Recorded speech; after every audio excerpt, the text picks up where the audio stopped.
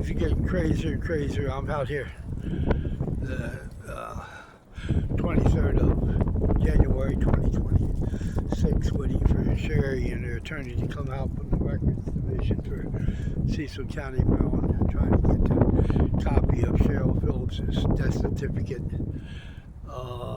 And then I've got to take them over to the county administration building over and so they can see if they can get a copy of the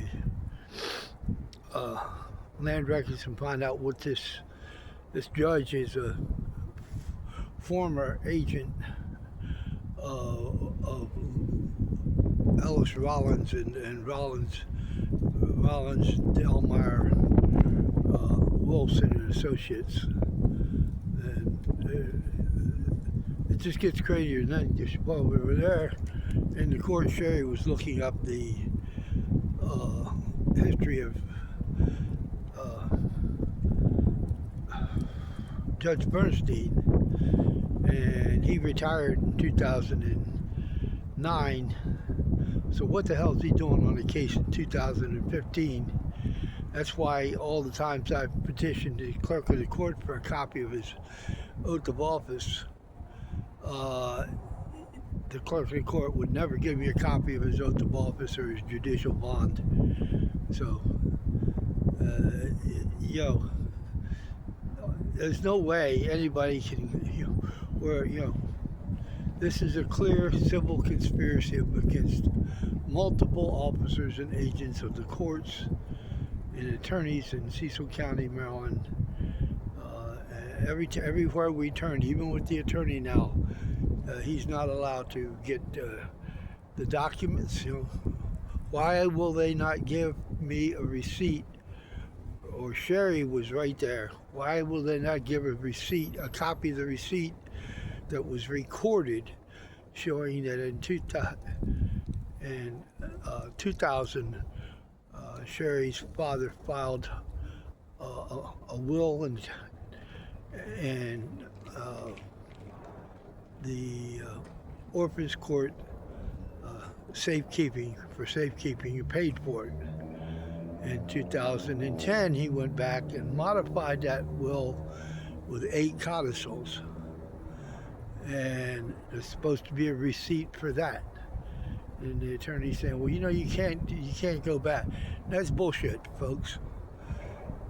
This is how lawyers buy yachts and steal estates and make themselves rich through fraud on the court and fraud in their profession. So all I can do is be here to take Sherry to and from the court. But they said, you had to have a subpoena in order to get this copy of that receipts showing that these documents were put into the record. Well, Sherry was there, I was there, and her attorney was there. Okay.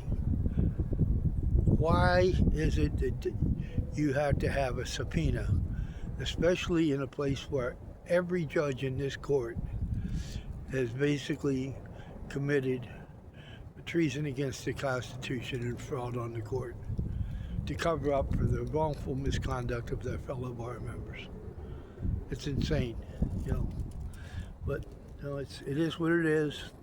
Thank God, God allowed me to get up here today and to make this record. Then we're going to head over to the county executive building to land records and make where they're going to try to get copies. This judge who should have recused himself the minute the case came before him. He was a former partner and a former employee of the Ellis Rollins and Rollins Delmire Wilson Delmire Rollins and Brown Associates. Does that sound like a conflict of interest to anybody? You're damn right it does. And anybody thinks I'm going to give up on Sherry, you got another thing coming, folks. So I'll pick this up when we get over to the county service building. God bless. Have a great day.